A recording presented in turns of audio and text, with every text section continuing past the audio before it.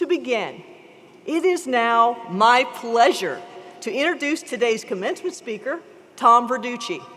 Tom is an award-winning and multi-talented journalist who has been honored for his work in a variety of mediums. Verducci, a Penn State alumnus who was named Most Outstanding Journalism Graduate when he earned his bachelor's degree in 1982, ranks as one of the most authoritative voices on baseball, with more than 3 decades of unique achievement across many platforms. Baseball fans, you will recognize him, as he serves as a senior writer for Sports Illustrated and an analyst for MLB Network and Fox. He is the only dedicated baseball writer to be named National Sports Writer of the Year 3 consecutive years. He is also a 3-time Emmy Award winner, including for Outstanding Studio Analyst, making him the only person ever to win the award who has not been a former player or coach, and the only person ever to win Emmys for both reporting and analysis. In his broadcasting role with Fox, he is the only writer ever to call a World Series as a color analyst. Verducci also is a 2-time National Magazine Award finalist and the author of 2 New York Times bestsellers. He is the only Sports Illustrated writer ever to be featured on the magazine's cover, the result of a first-person account of playing with the Toronto Blue Jays in spring training. Verducci's elegant writing has graced the pages of Sports Illustrated since 1993. His groundbreaking 2002 special report, Steroids in Baseball, earned a National Magazine Award nomination and helped stir congressional involvement in the sport's first testing program for performance-enhancing drugs. An anthology of some of his memorable SI stories, titled Inside Baseball, The Best of Tom Verducci, was released in 2005. Before joining Sports Illustrated, he spent 10 years covering sports for Newsday, serving as its national baseball columnist for 3 of those years. He also had a 1-year stint as a sports reporter for Florida Today, covering the Miami Dolphins. Verducci received the 2012 Dick Schaap Memorial Award for Media Excellence, served as a consultant on Ken Burns' documentary, The 10th Inning, and is a member of the Alumni Council for the John Curley Center for Sports Journalism right here at Penn State. Born and raised in Glen Ridge, New Jersey, Verducci attended Seton Hall Prep, where he played football and baseball, and is a member of the school's Sports Hall of Fame. He was also a member of the baseball team here at Penn State. Verducci lives in Montgomery, New Jersey, with his wife, Kirsten. They have 2 sons, Adam, who earned his bachelor's degree at Penn State, and Benjamin, who earned a bachelor's from Haverford College and a master's from the University of Chicago. We are truly honored to have Tom Verducci with us today.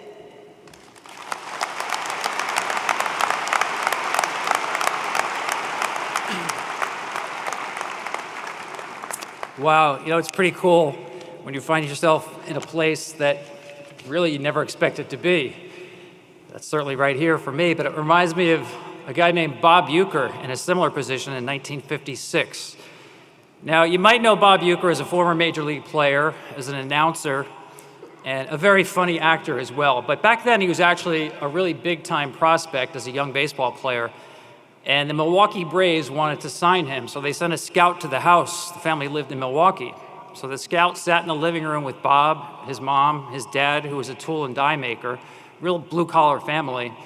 And the scout said, "We really think Bob's a great ball player, and for the great sum of $3,000, and that's a lot of money back in the day, we want Bob to be part of the Braves organization."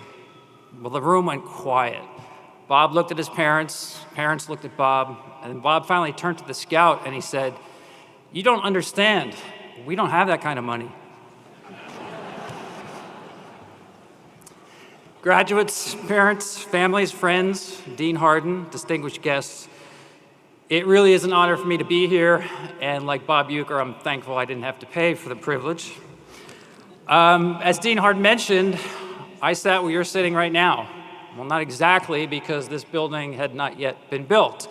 My graduation ceremony was in Rec Hall, and the air was redolent with hopes and dreams and Ben Gay and wrestling mats and phys ed classes.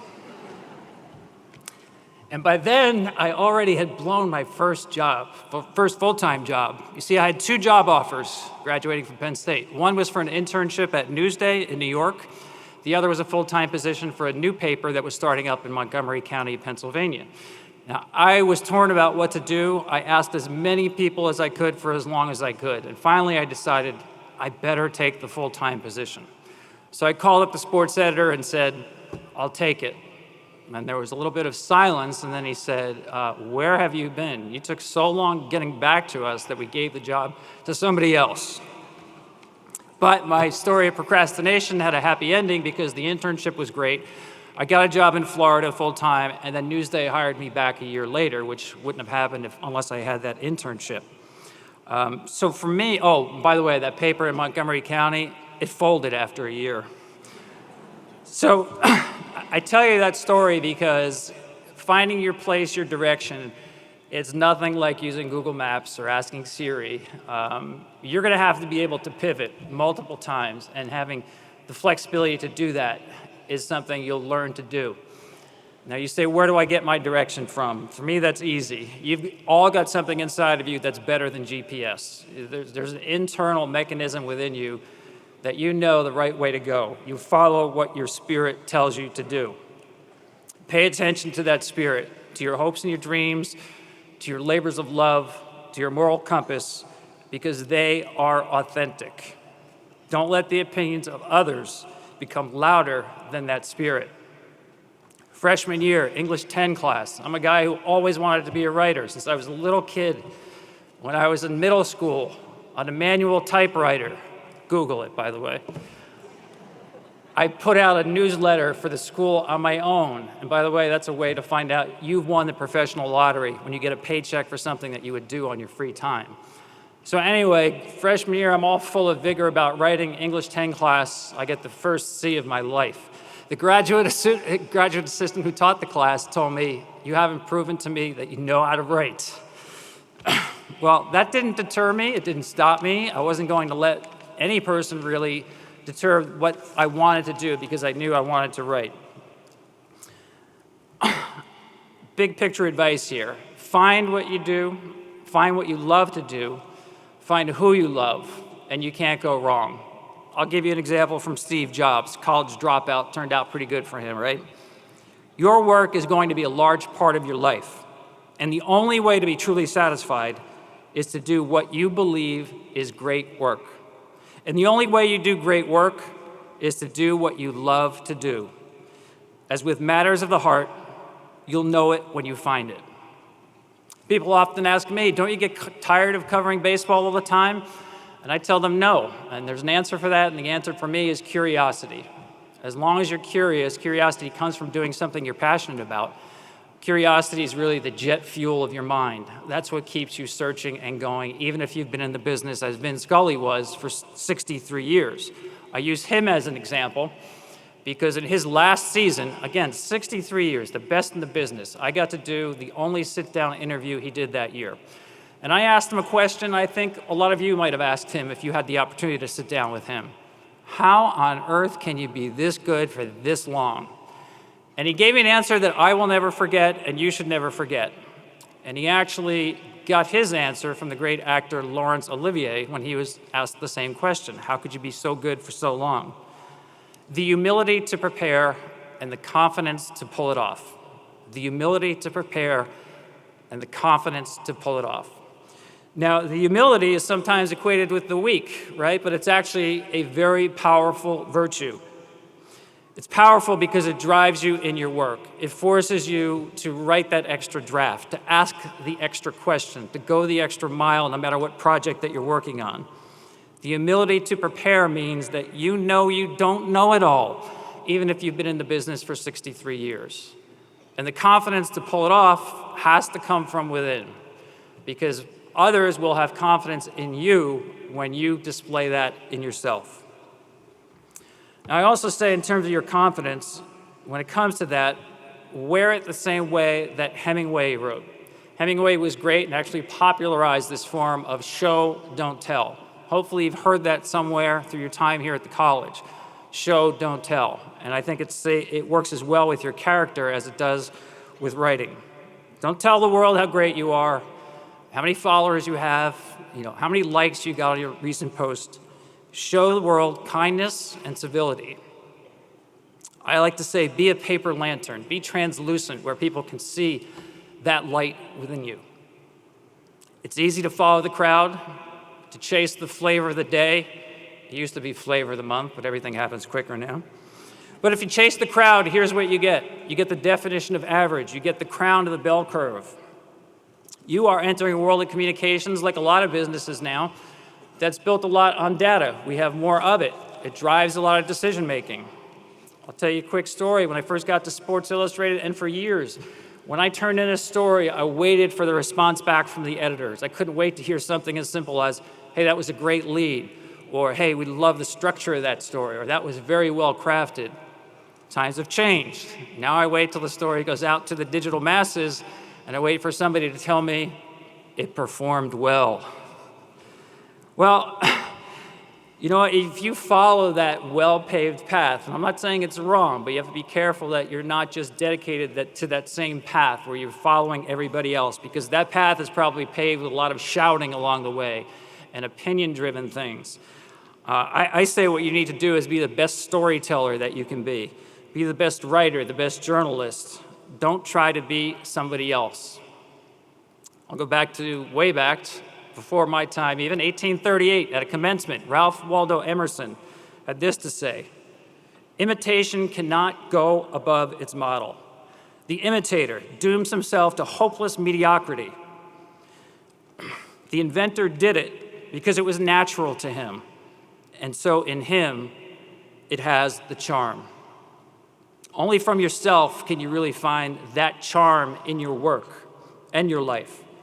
The pursuit of happiness really begins from within, about being authentic with yourself.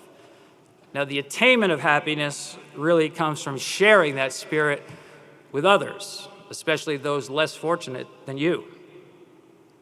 Being a paper lantern means sharing that light for others, showing them the way. Be a model of kindness and civility. And more than that, do not tolerate the unkind and the uncivil. Covering baseball, I've been fortunate enough to be around people who truly are the best in the world at what they do. I try to take examples from them. Derek Jeter, for example, was relentlessly optimistic, wanted nothing to do with negativity or people who carried negativity like a contagion. I learned from that. When I wrote my book on the Cubs, I learned from Joe Madden about what spring training is like to prepare a team. I used to think it was about getting their muscles loose and their timing right. He said, no, it's about thinking well, getting your mind in position to think well. I thought that was really interesting, and it works even off the diamond, especially. Think well, and good follows. Let me take a moment here to congratulate all the parents here. Believe me, being the parent of a Penn State grad, I know how proud you are, and you should be.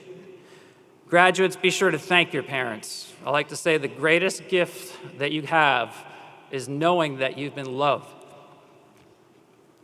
When you walk out of these doors, there's a lot out there waiting for you.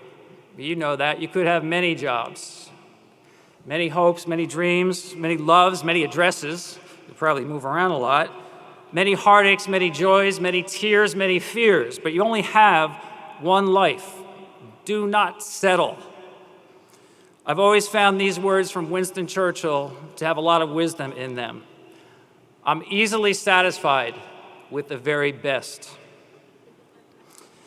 Now, if you lived in China back in 2020 BC and you wrote an important document, you probably wrote it on bamboo, you wrapped it up with string, and you took clay and you closed that string with wet clay.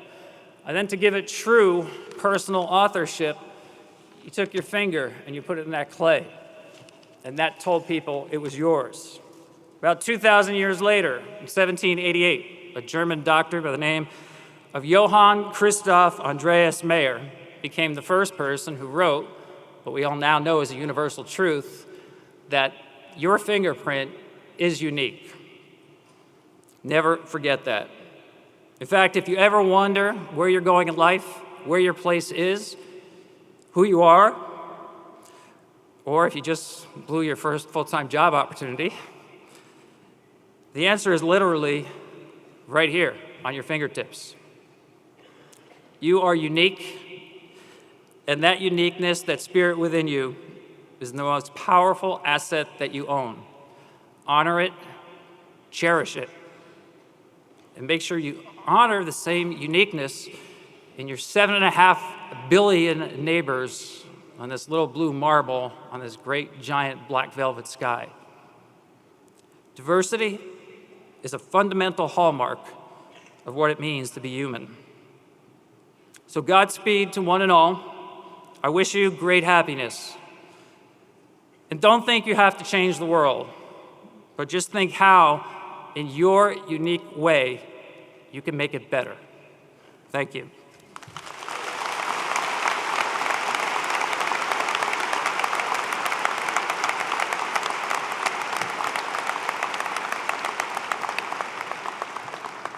I am truly inspired. Thank you, Tom.